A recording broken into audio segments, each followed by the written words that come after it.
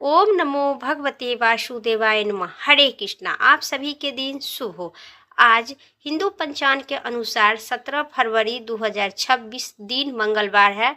फागुन मास की अमावस्या तिथि है। इस अमावस्या दिन भर रहेगी। इस दिन मंगलवार होने के कारण भौमवती अमावस्या कहलाएगी। खास बात यह है कि इस तिथि पर सूर्य ग्रहण भी होगा, लेकिन भारत में दिखाई नहीं देने के कारण इनका कोई भी महत्व नहीं मानी जाती है। इस दिन कई शुभ योग बन रही है, जिससे भौमवती अमावस्या का महत्व और भी बढ़ गई है। इस दिन स्नान के लिए ब्रह्म मुहूर्त सुबह 5:24 से सुबह 6:12 तक रहेगा। इसके बाद अमृत काल सुबह 10:39 से दोपहर 12:17 तक रहेगा।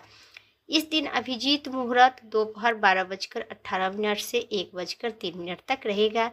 मंगलवार को पड़ने वाली अमावस्या को भौमवती अमावस्या कहलाएगी, जो पितृ दोष, सुख समृद्धि और हनुमान जी की कृपा पाने के लिए अत्यधिक फलदायक है। इस दिन तर्पण करने से पितृ की शांति होती है। मान्यता के अनुसार अमावस्या पर हनुमान जी की व्रत और भक्ति से करने से आपके दरिद्रता का भी नाश होता है और अमावस्या के दिन और सुख शांति समृद्धि बनी रहती है। आप इस वीडियो में अमावस्या की कथा पढ़ना अथवा सुनने से आपकी सौभाग्यवती की प्राप्ति होती है। अमावस्या व्रत की कथा। एक गरीब ब्राह्मण परिवार रहा करते थे। उस परिवार में पति पत्नी के अलावा एक पुत्री भी थी। वह पुत्री धीरे धीरे बड़ी होने लगी। उस पुत्री के समय और बढ़ती गई। उम्र के साथ स्त्रियों गुण भी विकास हो रहा था। वह लड़की सुंदर, संस्कारवान एवं गुणवान भी थी। क्योंकि गरीब ब्राह्मण होने के कारण, गरीब घर की बेटी होने के कारण उनका विवाह नहीं हो रहा था। इसीलिए वह अमावस्या के उनकी माता पिता बहुत गरीब थे, दरिद्रता से भरे हुए थे और उनकी पुत्री संस्कार गुणवान थी। उनके घर पर एक साधु महात्मा आए अमावस्या के ही दिन, किंतु गरीब होने के कारण उनका विवाह नहीं हो पा रहा था। एक दिन ब्राह्मण के घर एक साधु महाराज पधारे। वे उस कन्या के सेवा भाव से काफी प्रसन्न हुए। कन्या लंबी आयु का आशीर्वाद देते हुए साधु ने कहे कि इस कन्या के हथेली में विवाह योग रेखा नहीं दिख रहा है। तब ब्राह्मण दंपति ने साधु से उपाय पूछे कि कन्या ऐसा क्या करे कि इनके विवाह योग बने। साधु ने कुछ देर शांत रहे, फिर विचार करने के बाद अपनी अंतर्दृष्टि से ध्यान करके बताइए कि कुछ दूर पर एक गांव में सोना नाम की धोबिन जाति रहती है। वह महिला नौ बेटे और बहू के साथ रहती है, जो बहुत ही आचार विचार और संस्कार से संपन्न तथा पतिपरायण है। यह कन्या उनकी सेवा करेगी और वह महिला इसकी शादी में अपने मांग का सिंदूर देगी। इसके बाद इनका कन्या का विवाह होगा तो इस कन्या का विधवा जीवन मिट सकता है।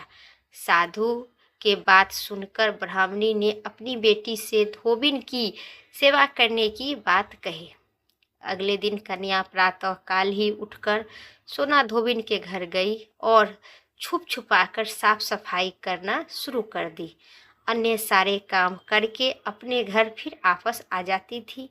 एक दिन सोना धोबिन अपनी बहू से पूछी कि तुम तो सुबह उठकर सारे काम खुद ही खत्म कर लेती हो, मैं तो देर से उठती हूँ। इस पर दोनों सास बहू ने निगरानी करने रखी और करने लगी कि कौन है जो सुबह ही घर का सारा काम करके और चला जाती है, फिर हम देख नहीं पाते हैं।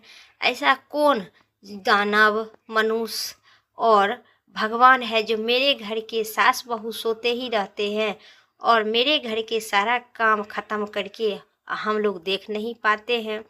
कई दिनों के बाद धोबी ने देखा कि एक कन्या अंधेरे में घर में आती है और सारे काम करने के बाद फिर चली जाती है।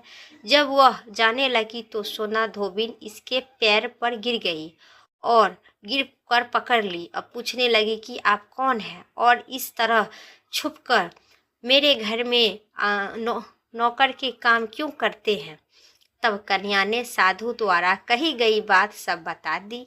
सोना धोबिन पति परायण थी, उन्होंने तेज था, वह तैयार हो गई और सोना धोबिन